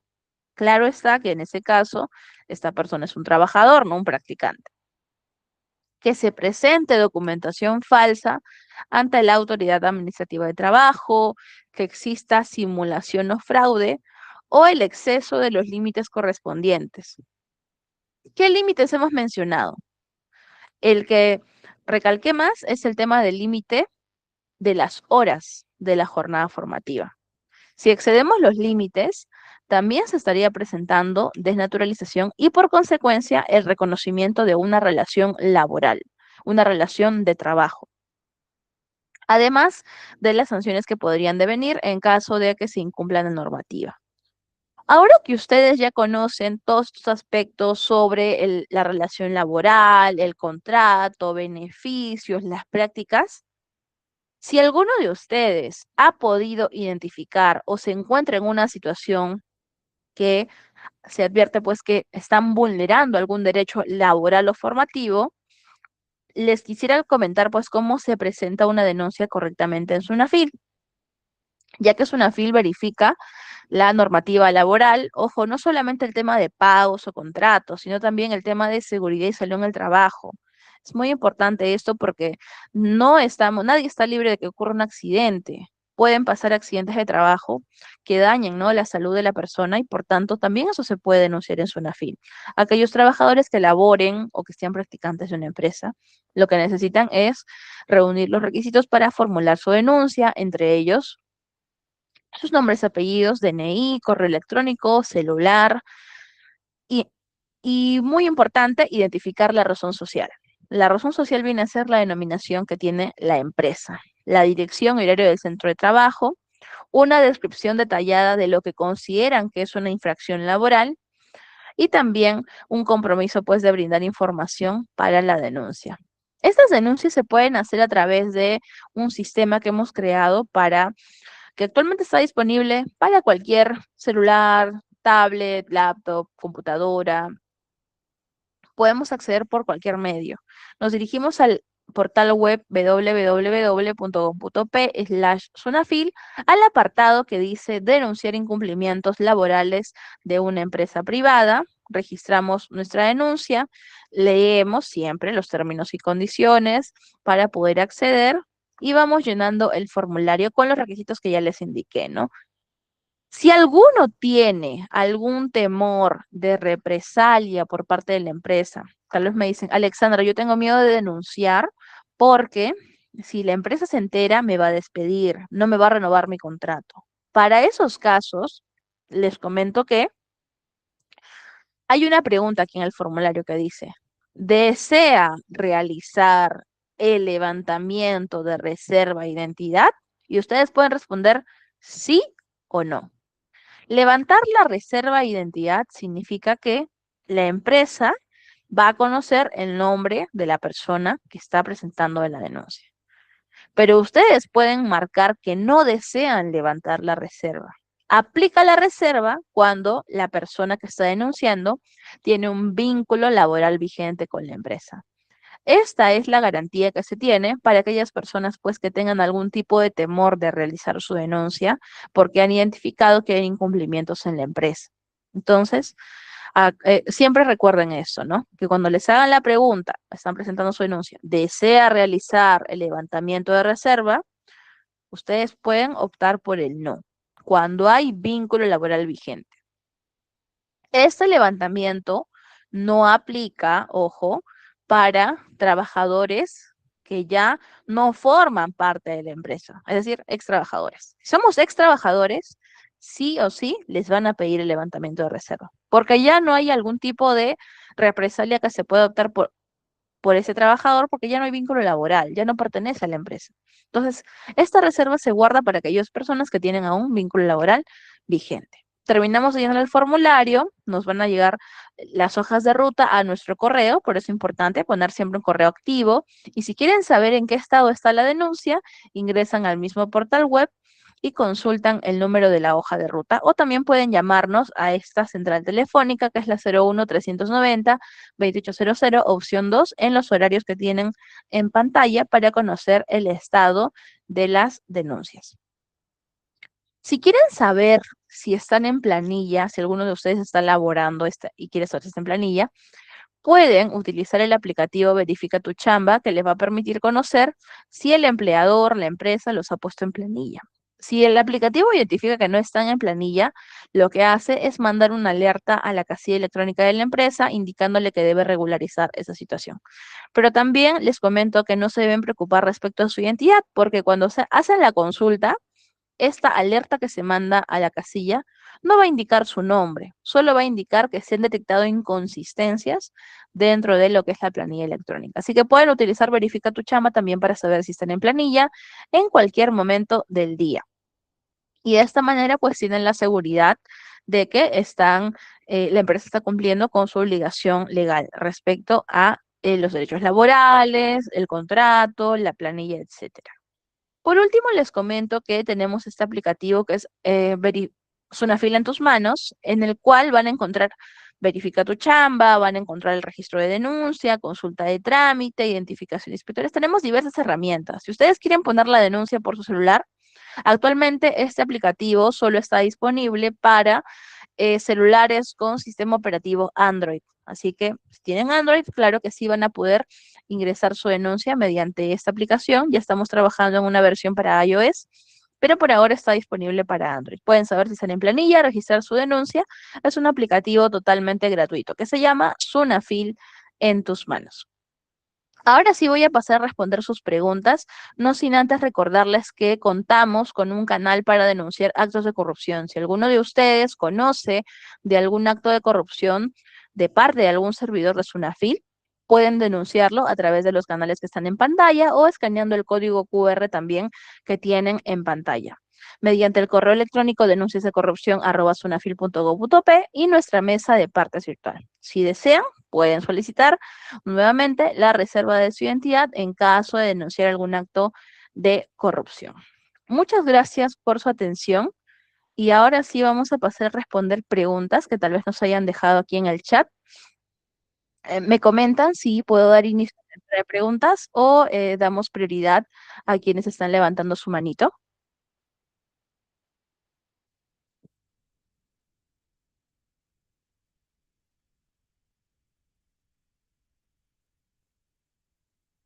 A ver, veo aquí manitos levantadas, pero me parece que en el chat han hecho preguntas antes de las 11. Voy a leer las preguntas del chat y pasamos con aquellas personas que están levantando su manito. A ver, ¿qué debe proceder en caso que un trabajador reciba asignación familiar sin ser padre de familia? ¿Ok? Desconozco cómo fue que accedió, si habría falsificado documentos o qué haya hecho. ¿Ok? Bien, recordemos que si es que hay un beneficio que se le está otorgando a una persona, aquí nos hace la consulta Joseph. La asignación familiar es un beneficio al que se accede previa acreditación de documentos. Entonces, para que el empleador reconozca este beneficio, es necesario que el trabajador acredite la carga familiar y esta carga familiar se puede acreditar mediante lo siguiente. Puede ser, por ejemplo, la partida de nacimiento, puede ser también si es una persona que es mayor de edad, el trabajador puede entregar constancias de matrícula o recibir el pago de pensión para acreditar que su hijo está estudiando, cursando estudios superiores, si es menor de edad con el DNI o partida de nacimiento, pero les comento que los requisitos que deben cumplir los trabajadores para percibir este derecho, en primer lugar, pertenecer al régimen privado, que sus remuneraciones no se regulen por negociación colectiva, tener un vínculo laboral vigente, que el trabajador acredite la existencia de los hijos con los documentos que ya les indiqué, o mantener a su cargo uno o más hijos menores de 18 años, salvo que estos se encuentren efectuando estudios superiores universitarios, en cuyo caso se va a extender este beneficio hasta la culminación de los mismos, por un máximo de 6 años posteriores al cumplimiento de esta mayoría de edad, ¿no? Eso es lo que la norma señala para el cumplimiento de requisitos. Ahora, si es que internamente se ha verificado que un trabajador está percibiendo este beneficio, pero no cumple con las características, pues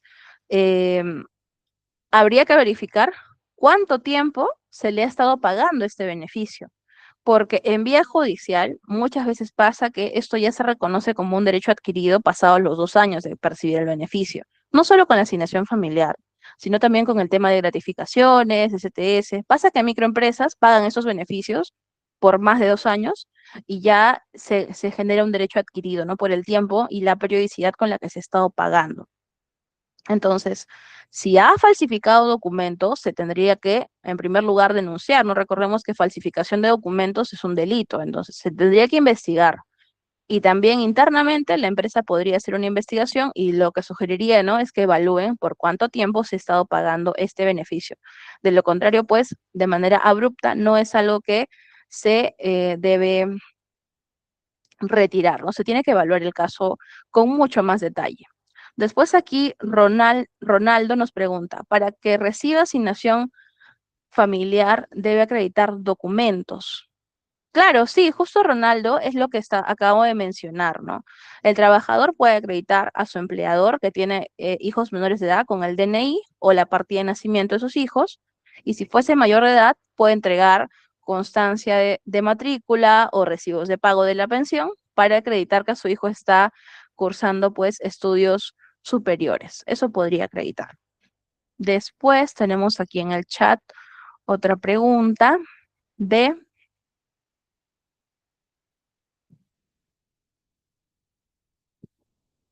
Lidian nos comenta un caso que le pasó, ¿no? Ella nos comenta, yo vivo con mis hermanos y alguna vez en una entrevista de trabajo me preguntaron, ¿en qué trabajan tus hermanos y cuánto gana uno? Algo, Liliana, totalmente irrelevante para el puesto de trabajo, ¿no? Porque se entiende que, como indicamos, la entrevista de trabajo debe estar alineada a las capacidades, requerimientos, actitudes para el desempeño de la relación, en la relación laboral. Porque que la empresa conozca en dónde trabajan tus hermanos y cuánto gana cada uno, incluso podría ser información que ni tú misma tienes conocimiento y es totalmente innecesario que la empresa lo sepa.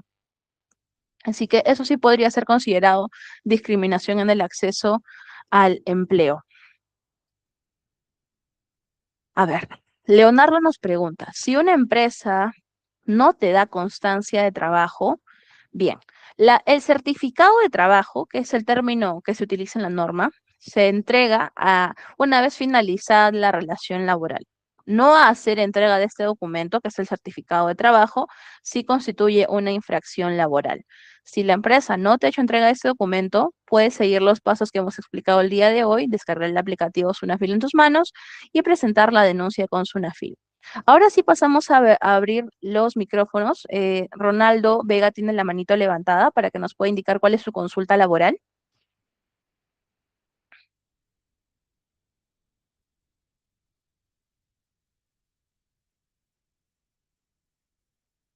Ronaldo Vega.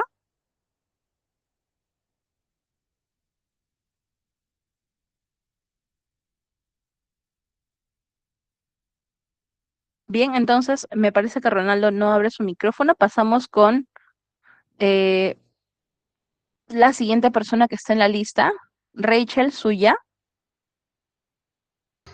Sí, buenos días. Tengo dos consultas. La primera es con respecto al derecho adquirido que usted mencionó hace un rato, con respecto a las microempresas. Por ejemplo, usted mencionó que ellas no están obligadas de pagar gratificaciones a sus trabajadores, pero en Ujú. caso de por voluntad del empleador pague, por ejemplo, no sé, a un 20% de sus empleados la gratificación por más de 2 años. En este caso, los trabajadores que no tengan esa gratificación podrían exigirlo o se podría considerar como un acto discriminatorio si el empleador dice que por voluntad le paga a los otros y a los otros no. Claro. Ujú. Bueno, Rachel, para esa primera pregunta te podría decir que sí, ¿no? Sí podría ser considerado un acto discriminatorio siempre que esa distinción que se haya realizado no sea ni objetiva ni razonable, porque cuando analizamos discriminación remunerativa, el empleador puede indicar que por X motivo, si hay una causa que justifica que estos trabajadores perciban este concepto. Una de estas causas, te comento que puede ser la especialidad. Puede ser que estas personas o que este 20% que señalas tenga tal vez, no sé, vamos a suponer que son magísters, por eso se les está pagando esta bonificación o este adicional. O vamos a suponer que estas personas tengan 10 años de antigüedad en la empresa. Otra de las situaciones que podrían justificar una diferencia Podría ser también la antigüedad, especialidad, años de experiencia. Entonces, si es que la justificación es objetiva y razonable, no habría discriminación. Pero si es que se ha optado por un grupo de personas que simplemente a criterio, vamos a decir coloquialmente a dedo, se les ha elegido sin ninguna situación que sustente objetivamente esta mejora, claro que sí podría constituir discriminación. Por eso se tendría que evaluar el caso en particular, ¿no? Debiendo identificar cuál es el objetivo razonable o la causa objetiva que justifica esta diferencia. ¿Cuál es tu segunda pregunta, Rachel? Ah, sí, antes de pasar a la segunda consulta, en ese caso, ¿cómo se tendría que hacer la presentación de denuncia? Dado que, por ejemplo, si es microempresa, ¿cómo se tendría que justificar ante Sunafil la posibilidad de investigación? ¿Se tendría que pedir sí o sí ayuda a los otros empleados que sí reciben gratificación? ¿Y cuánto sería el mínimo de evidencia necesaria? Tal vez que sí cumple los 2 años, o es solo necesario una boleta, o si esa boleta Mm, tiene que ser sí un recibo de parte de la empresa y no solo claro. transferencia. Respecto a la denuncia, un requisito mínimo que se necesita es la boleta de pago del trabajador denunciante y la boleta de pago del trabajador con el que se está haciendo la comparación.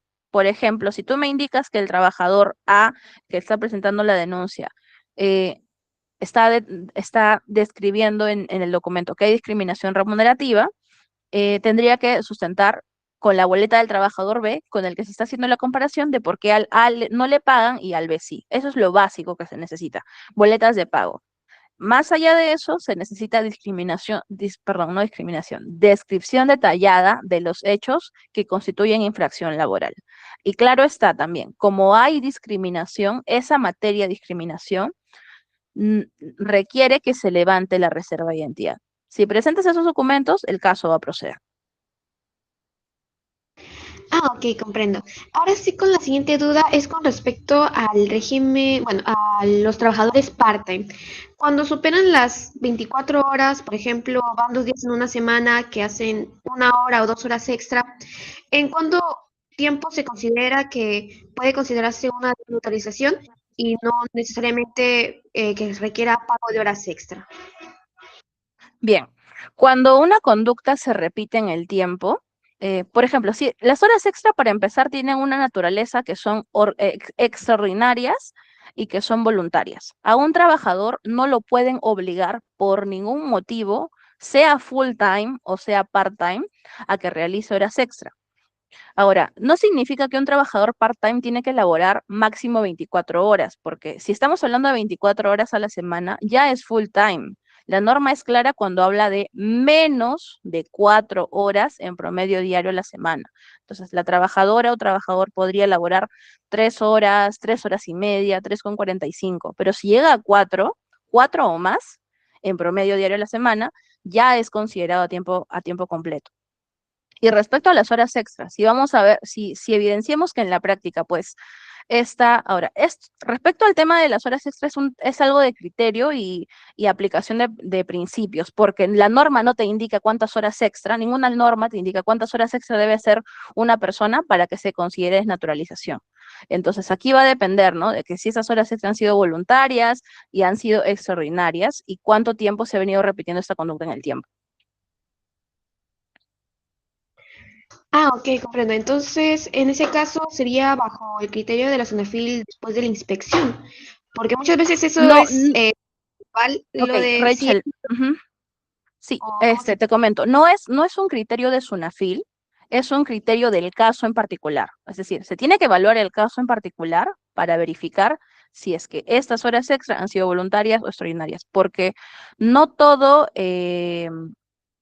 no toda la normativa está plasmada en una ley o en un decreto. Entonces, va a depender del caso en concreto. No podemos decirte, ¿no? A partir de 2 horas extra al mes está desnaturalizado. No, claro, no. Tiene que evaluarse cada caso en particular y va a depender también de cómo se ha escrito la denuncia, qué es lo que ha verificado el inspector en el caso y después, depende de cada caso en particular, es que si se evidencia si hay o no hay una infracción. Ah, ok, muchas gracias. De acuerdo, pasamos con la siguiente persona que tiene la manito levantada, Fiorella. Sí, buenos días.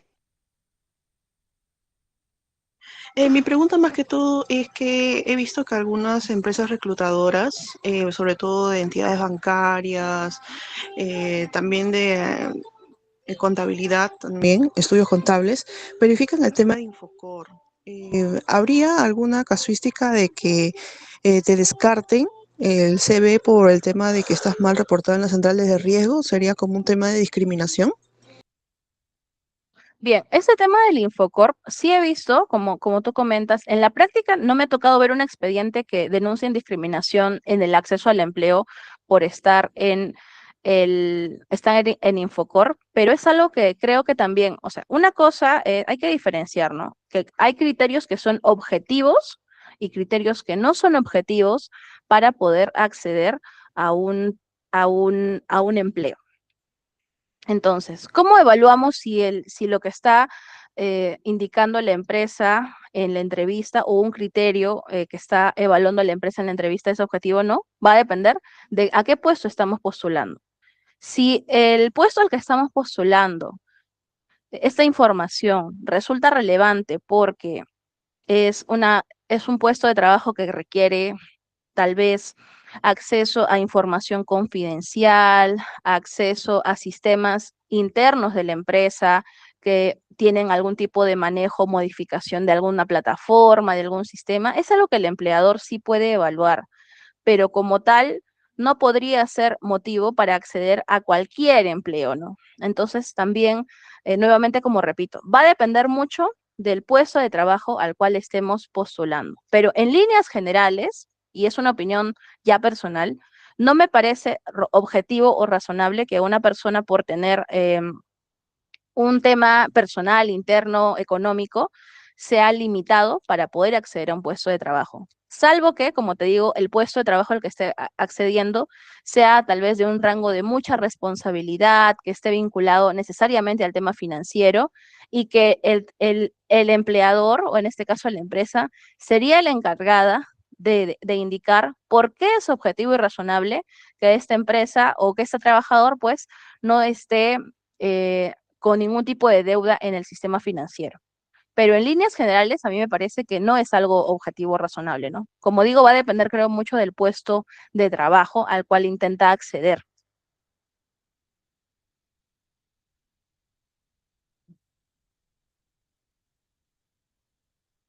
Bien, vamos con las demás consultas que nos han dejado aquí en el chat para pasar.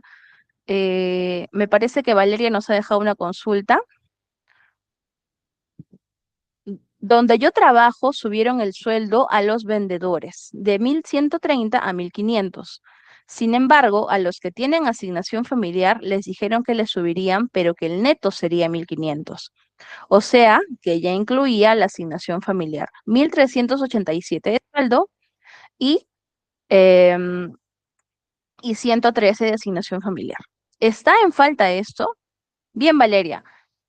Para el caso en particular, habría que verificar aquí el puesto de trabajo, ¿no?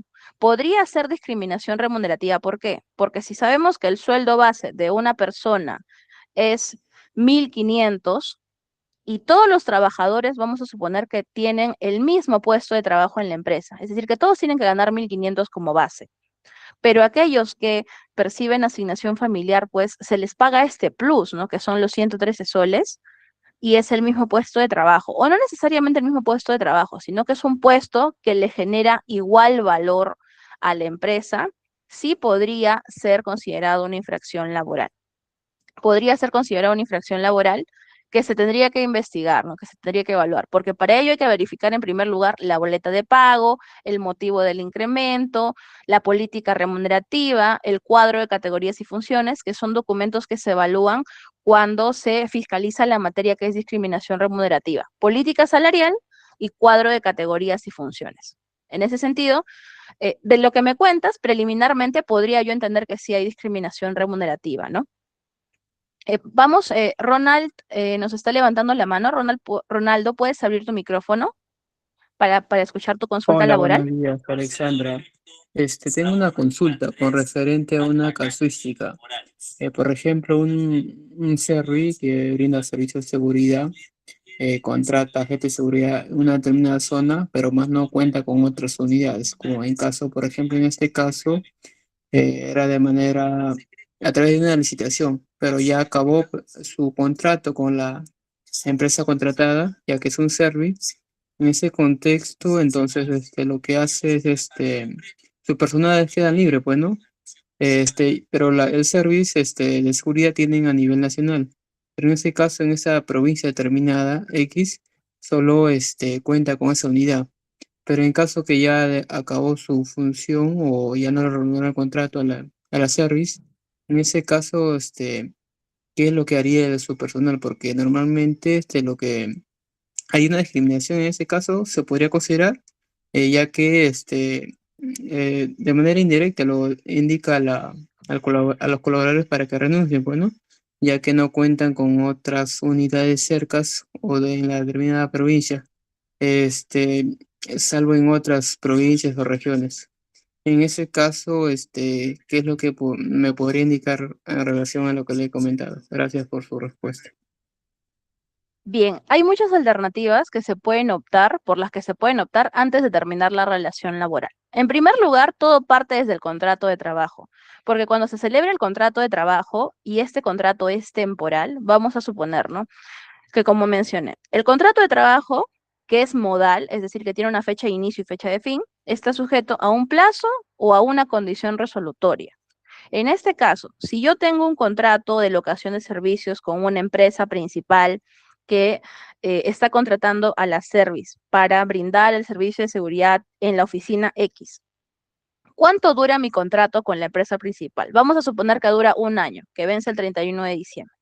Entonces, yo objetivamente puedo celebrar un contrato modal cuando termina el contrato con la empresa principal por ese tiempo, ¿no? Que es al 31 de diciembre. Entonces, desde ahí se puede prever el tiempo y se sustenta. ¿En qué se sustenta mi contrato modal para que sea solamente por un año? Porque el contrato con esta empresa es por un año. Entonces, una vez que se culmina ese contrato, se entiende que ya no hay posibilidad de continuar, salvo que yo renueve contrato, ¿no? Con esta empresa principal. Entonces, de por sí, ahí ya tenemos zanjado el tema de que sí se pueden celebrar contratos modales cuando existe una causa objetiva. Y mi causa objetiva viene a ser, pues, que esta necesidad es temporal, por motivo por el cual la principal solo requiere mis servicios por X tiempo determinado.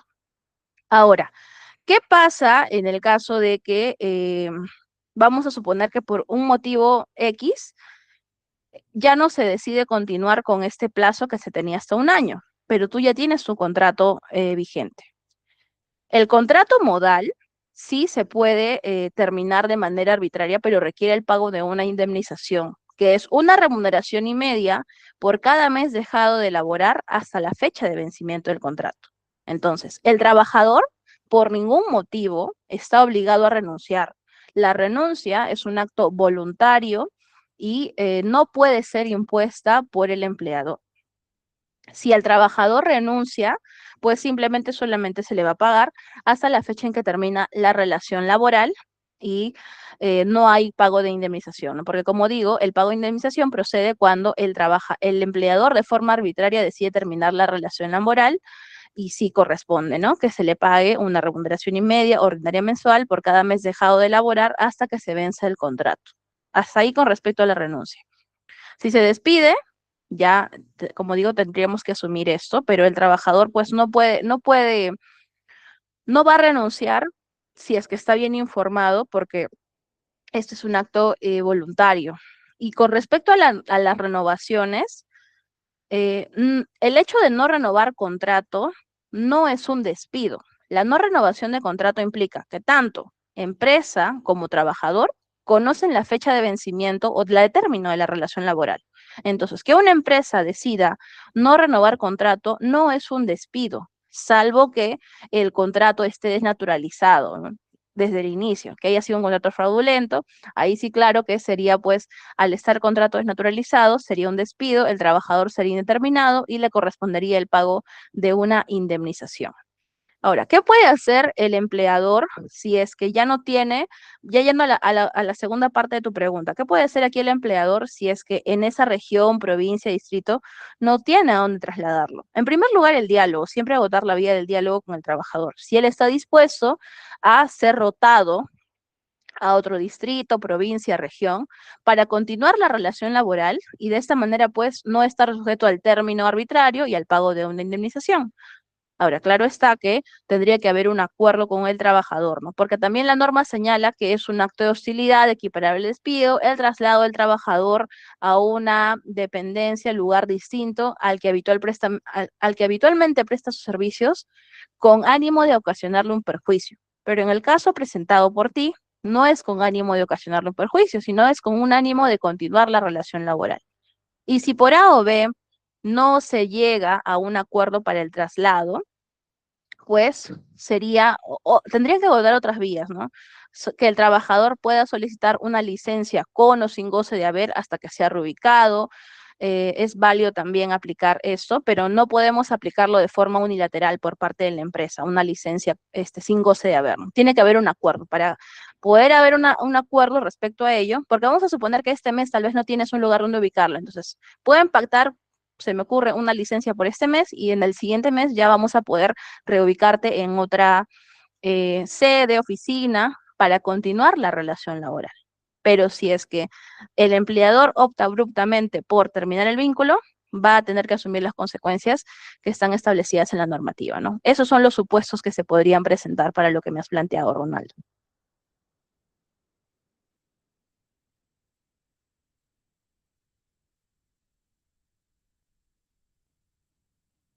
Bien, me parece que continuamos entonces con las preguntas del chat. Nos quedan 3 preguntas en el chat. Natalie nos pregunta, si la empresa está en el régimen nuevo RUS, ¿la empresa es pequeña empresa o microempresa?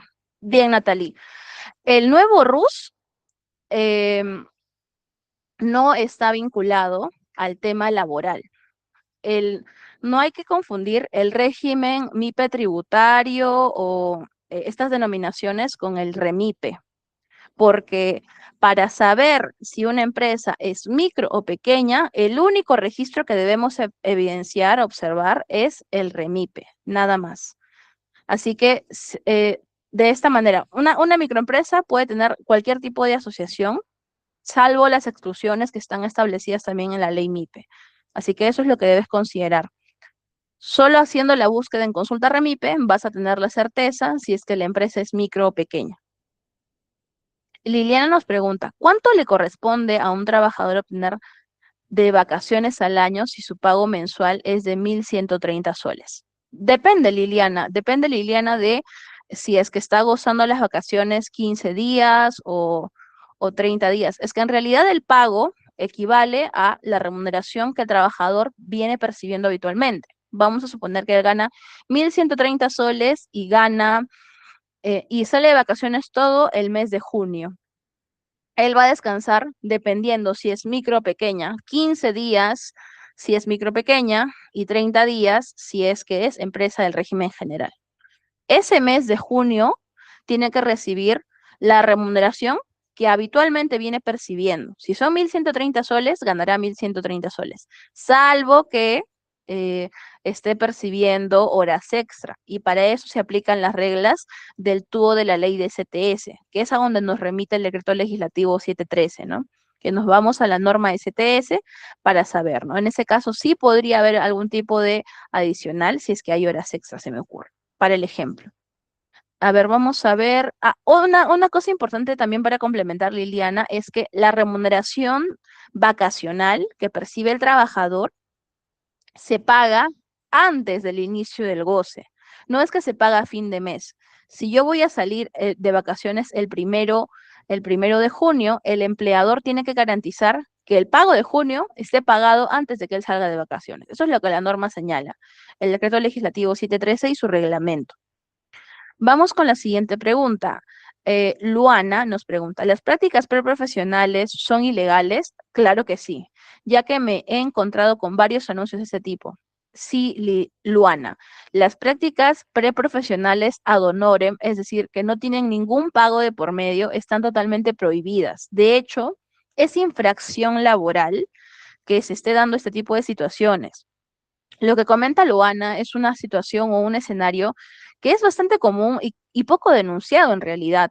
Y Sunafil, como les indiqué, sí cuenta con las competencias para poder fiscalizar el cumplimiento de las obligaciones en materia de modalidades formativas, discriminación, el tema de desnaturalización, falta de pago, entrega de constancias. Es algo que sí se puede fiscalizar. Y si ven anuncios de este tipo, de prácticas ad honorem, también lo pueden denunciar con Sunafil. A ver, vamos a ver por aquí la última. Ah, es un comentario de Ronaldo, me parece que ya le respondimos su pregunta. Nos hace la mención de que es un contrato indeterminado. Oh, entiendo, Ronaldo, si el trabajador está contratado a tiempo indeterminado del caso que me planteaste, porque si yo te había entendido de que es una no renovación de contrato, y en ese caso, pues sí, la indemnización varía. Les comento, cuando un contrato es indeterminado, la indemnización es una remuneración y media por cada año completo de servicios con un tope de 12 remuneraciones. Esto es cuando el contrato no tiene una fecha de fin.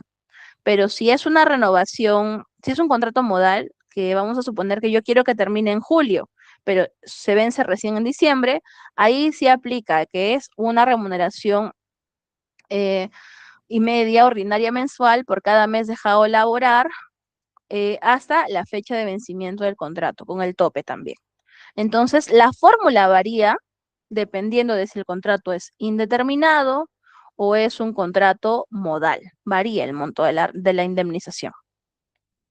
Me parece que ya no hay más consultas, tampoco hay más manitos levantadas. Ya para finalizar y despedirme de ustedes, les comento que en el chat, perdón, en la pantalla, ustedes van a encontrar el link de Sunafil Responde, a través del cual van a poder hacer cualquier tipo de duda, canalizar dudas, consultas, inquietudes respecto a la normativa laboral y respecto a seguridad y salud en el trabajo. Ahora, lo que sí quiero recordarles es que si vamos a plantear algún caso en particular, nosotros vamos a responder desde lo que la ley señala, porque somos una instancia administrativa inspectiva.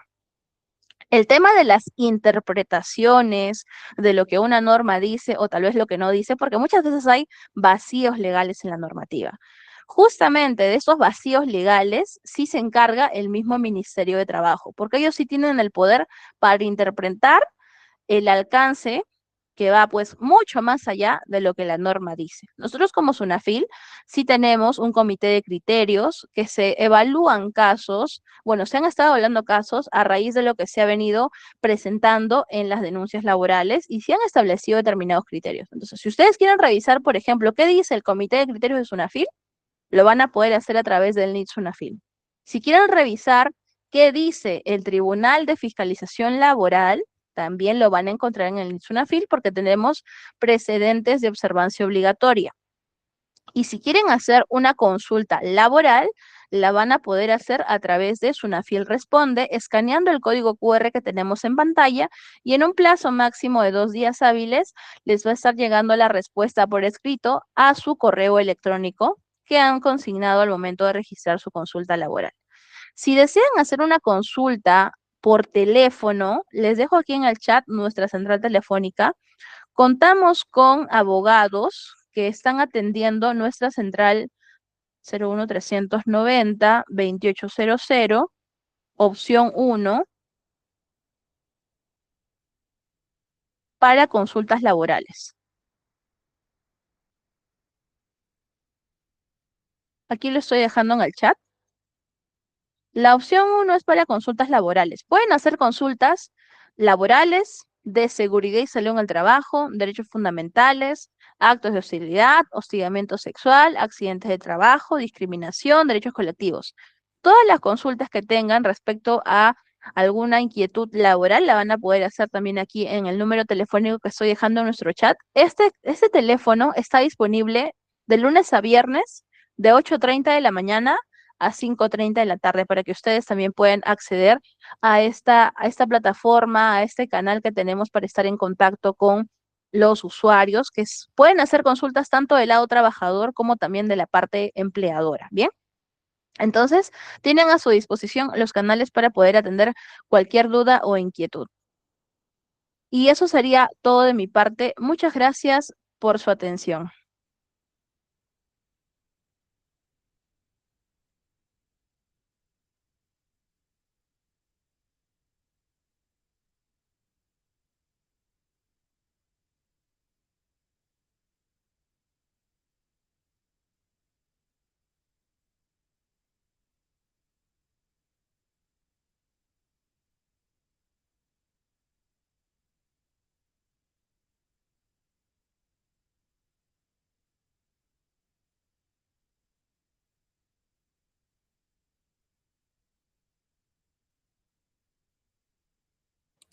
Muchas gracias.